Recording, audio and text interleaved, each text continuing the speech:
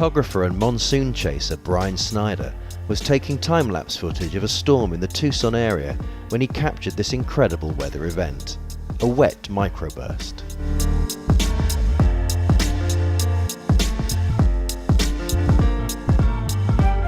Microbursts affect an area of no more than 2.5 miles across, and they occur when a cooled, heavier column of air sinks rapidly in the middle of a thunderstorm.